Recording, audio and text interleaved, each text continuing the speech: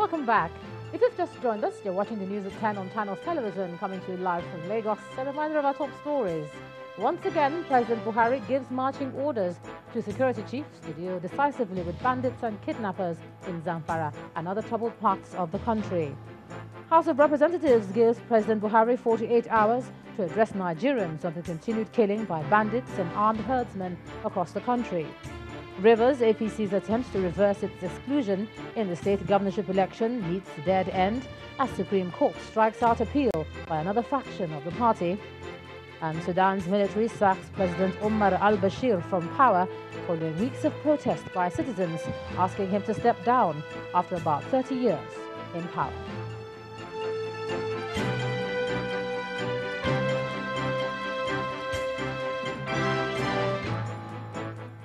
TV.com has more information for you, and on youtube.com/channelsweb you can watch our videos.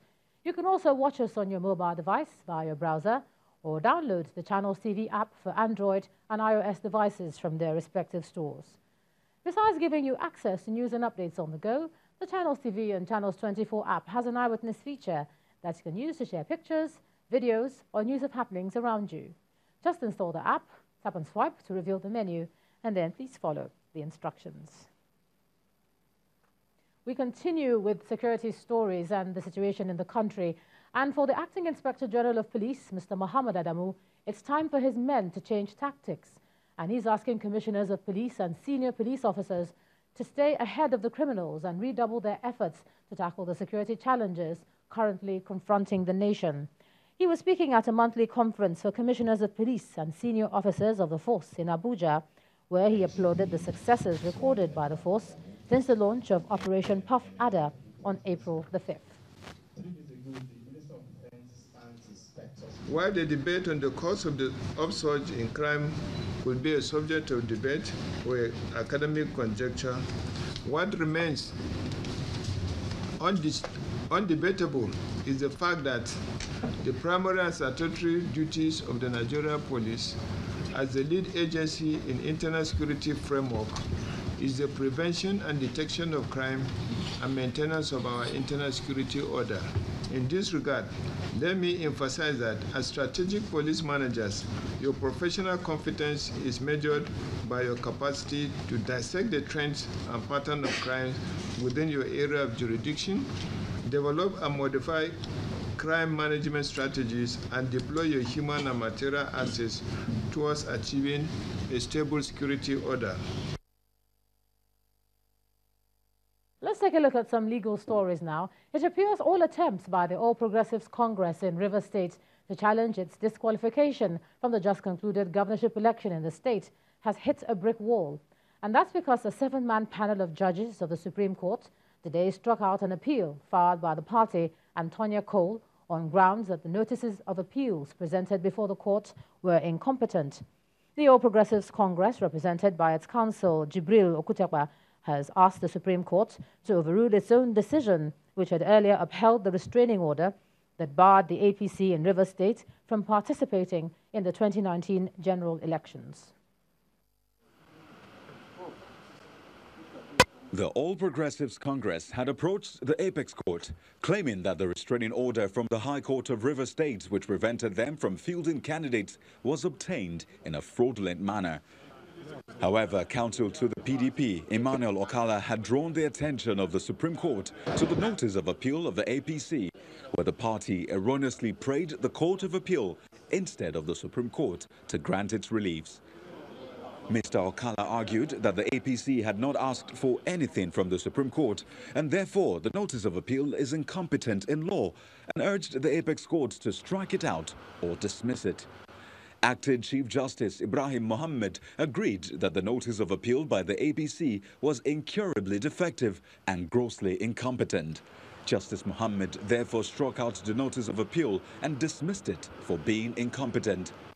The same fate also befell the second appeal filed by Mr. Tonya Cole, as the notice of appeal was wrongly addressed to the Court of Appeal. This made the counsel to withdraw the notice of appeal, which was subsequently struck out by the Acting Chief Justice. Lawyer to the All Progressives Congress reacts to the verdict of the Apex Court. The summary of what happened today is that the Supreme Court says the appeals are incompetent, and using their power, they are all being struck out. The merit of the matters of all the parties have not been examined. But that's the law of the land. In the third appeal between APC and Senator Magnus Abe, the court also struck out the notice of appeal on the same ground that it was incompetent because it was addressed to the Court of Appeal instead of the Supreme Court. The counsel to Senator Magnus Abe also reacts to the decision of the court. Today, the 11th day of April 2019, struck out for being manifestly incompetent and infested by fundamental virus. 3 appeals filed against the judgment of the Court of Appeal, and indeed against the judgment of the Federal High Court of Nigeria, Port Harcourt Division, in Senator Magnus Abe against INEC. With the latest decisions of the Supreme Court, all legal issues concerning Rivers State APC in relation to the 2019 general elections have been finally laid to rest. Meanwhile, the APC faction loyal to the Minister of Transportation, Chibuike Amechi, appears not prepared to respond to the court judgment immediately. The Director General of the Tonya Cole Campaign Organization, Chidi Lloyd, told Channels Television that the party would make its position known later. However, for another factional leader of the APC in the state, Magnus Abe, the judgment of the Supreme Court did not come as a surprise. Finally, all the insinuations of a judicial conspiracy against the APC in Rivers State has been laid to rest. The courts, from the state high courts to the federal high courts, 3 panels of the Court of Appeal, and over 3 panels of the Supreme Court, and finally today, a 7-man panel of the Supreme Court, which is the ultimate legal machinery of our country, has upheld the position of the courts from the outset, which is that the action of the All Progressives Congress in ignoring its members in Rivers State, in going ahead to use voided candidates, in recognizing a Congress that has been legally set aside by the courts, and in attacking the courts were all things that were wrong and will remain wrong. I think the proper thing for us to do as a party at this point is to learn our lessons from what has happened. Meanwhile, the Rivers State Governor, Nyesom Wike, on his part, believes the Supreme Court judgment is the end of the road for all legal tussles by the All Progressives Congress over their inability to field candidates for the just concluded governorship election in the state. In a statewide broadcast at the Government House, Port Harcourt, Governor Wike called on the factional leader of the APC and the Minister of Transportation to join hands with him to build the state. The governor also ordered the Attorney General in the state to review all pending criminal charges against any person as a fallout of the 2019 elections with a view to fostering reconciliation.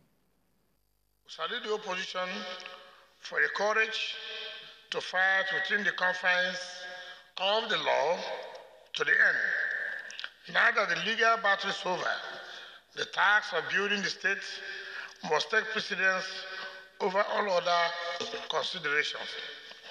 Although the present politics of acrimony and bitterness may have strayed from the noble path of the past, I still believe that we shall be better off standing and working together for our state and our people.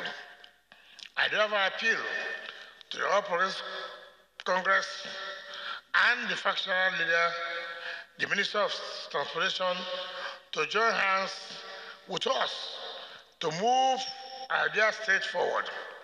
We cannot, as leaders, continue to remain divided and expect government to deliver on its responsibilities to our people.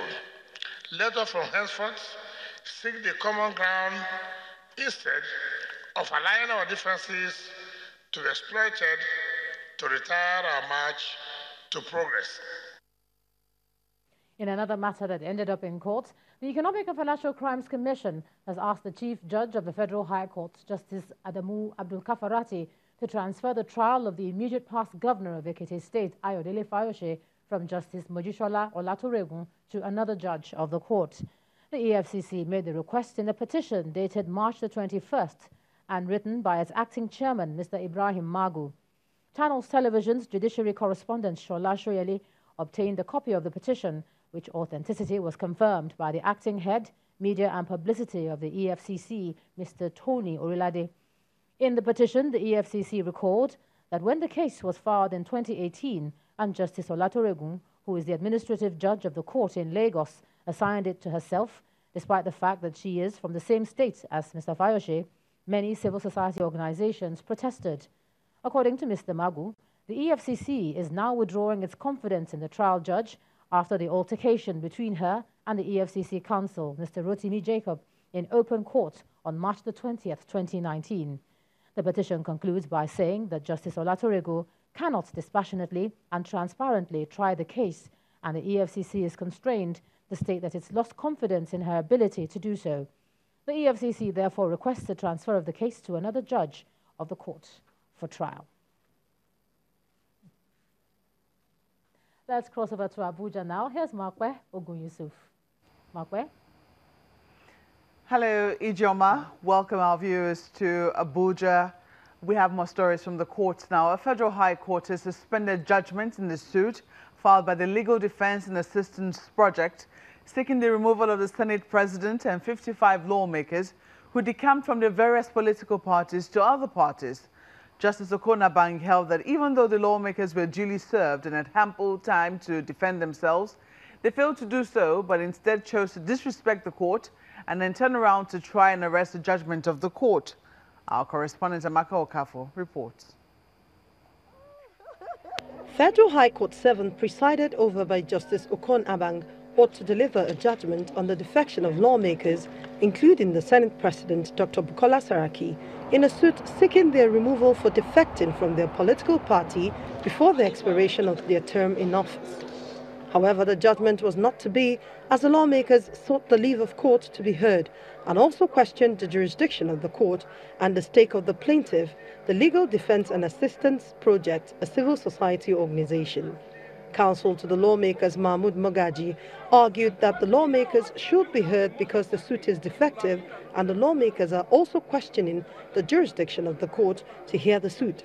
According to him, even at the point of judgment, a court is inclined to hear a party in a suit that affects it. However, objecting to the application, counsel to the plaintiff, Uko Ede, argued that the move of the lawmakers is intended to arrest the judgment, even though they had ample time to enter a defense against the suit. Having listened to both parties, Justice Okonabang decided to suspend his judgment. He based his decision not on the application of the lawmakers, but what he described as a right to fair hearing. As the court rightly held, that has been the position of the law, that once there is an application before you, no matter how frivolous it is, you will have to decide one way or the other on the position of the application. And I think the court is right. The conduct of the defendant in this matter does not deserve sympathetic consideration of the court. But the court finds that in the interest of fair hearing and justice, that the defendant should be given opportunity to be heard. The court has ordered parties to exchange all the necessary briefs and return on the 12th of April for hearing. Amaka Okafu, Channels Television News. When the news at 10 returns, Nigeria's Sovereign Wealth Fund manager defends current investment strategy, describes IMF's poor ranking of the country as laughable. That's in business news. Do join us again.